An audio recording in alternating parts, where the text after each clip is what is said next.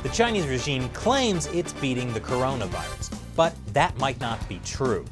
China could see a second wave of infections, and they already know who to blame.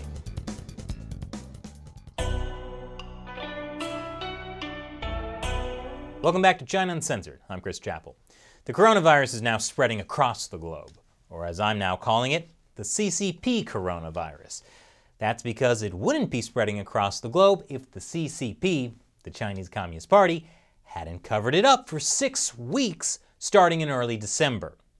The CCP's incompetence endangered the world. But that article is more than a month old now. The new narrative we're all supposed to believe is that the Chinese Communist Party is winning the battle against the coronavirus in China. That's why on March 10th, Chinese leader Xi Jinping visited Wuhan, the epicenter of the outbreak. This footage was broadcast on Chinese state television and also pushed to Western media outlets like Reuters, who repeated the same propaganda. His arrival in the city where coronavirus is understood to have taken hold late last year could suggest China is about to declare victory in the battle. Wow, Xi Jinping must be really confident that the virus has been defeated. At least you'd think that if you didn't know that he never actually visited hospital workers in Wuhan. He was talking to them through a screen, which he also did not touch. A week or so later, state-run media reported that Wuhan saw no new cases of the coronavirus. This is important news. It supports the Chinese Communist Party's propaganda narrative that they have defeated the coronavirus. And this allows them to position themselves as the global leader in helping other countries fight the pandemic. State-run China Daily has even created an official website dedicated to misinforming the public about how to fight the coronavirus the Chinese way. And guess what? It's working! Gosh, Italy, you're so smart to listen to the Chinese Communist Party. Please, ignore how their incompetence is the reason your citizens got infected in the first place. In fact, Chinese authorities are so confident that they can make people believe that China is saving the world that they're proposing a new Health Silk Road to go along with everyone's favorite Belt and Road initiative. But the Communist Party's new propaganda narrative that it's beating the coronavirus is going to backfire. China is most likely going to see a second wave of the coronavirus outbreak. Maybe they already have, and we just aren't being told about it. See, during the CCP coronavirus outbreak, half of China was put on some sort of lockdown. People weren't going to work. The Chinese economy has been shrinking badly. But an economic slowdown threatens the CCP's legitimacy, which is based on the promise of making people rich. So, the CCP is now facing a tough choice. Continue strict safety measures to protect the people, or tell them to resume work to protect the CCP. Just kidding, it wasn't a tough choice. Factories have started reopening, and some local governments have been installing mandatory productivity quotas.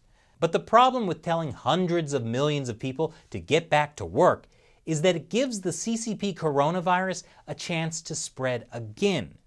But if a second wave of infections happens or has already begun to happen, they'll try to cover it up.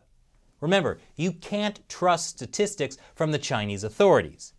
Each level of an authoritarian government is incentivized to downplay bad news.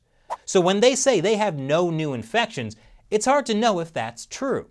The Chinese Communist Party's current narrative is that they're well on the way to winning the people's war against the coronavirus. So when the second wave comes, they're just going to do what they did before. Cover it up, and arrest doctors, and silence whistleblowers. This is how the CCP operates. You can't teach an old bear new tricks. The new wave of the CCP coronavirus could already be happening in China. This study, published based on Chinese data, suggests that for every confirmed infection, there are another 5 to 10 people whose infections haven't been detected. But this is potentially a huge problem. The study says that during the early days of the outbreak in China, undocumented infections were the infection source for 79% of documented cases. In other words, what we don't know will hurt us. It will hurt everybody. Just wait till a bunch of Chinese Communist Party officials start getting the coronavirus. Then maybe we'll see those safety measures put back in place. And they won't blame themselves. The Communist Party will just spin a new narrative, like blaming the rest of the world for infecting China. In fact, they may already be laying the groundwork for that narrative. China confirmed it had no new domestic cases on Wednesday, but it reported 34 new cases among people who recently returned to China. I really hope a second wave of infections doesn't come to China. But if it does, we may be able to see it by looking at what they are starting to call imported cases. And we'll see the narrative shift to blame outsiders. They'll blame people coming to China from all those countries that haven't properly followed the Communist Party's scientifically proven techniques for beating the coronavirus.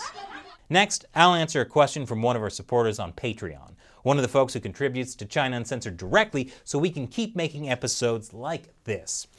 So today's question comes from David Leah Smith. The Chinese government owns a lot of foreign debt, especially US government bonds. Given that the CCP will be responsible for thousands of deaths overseas and trillions in lost wealth due to their mishandling of COVID-19 and the animal markets where it likely originated, is there a mechanism by which foreign governments can pass the bill to China by canceling debt they owe to the Chinese government? This also seems like an appropriate punishment. Good question, David. The Chinese government owns about $1 trillion of US debt. In theory, the US government could say that they won't pay back any US Treasury bonds held by the Chinese government. But the US government would never do this. It's too dangerous. The US has a proud history for more than 200 years of never defaulting on its debt.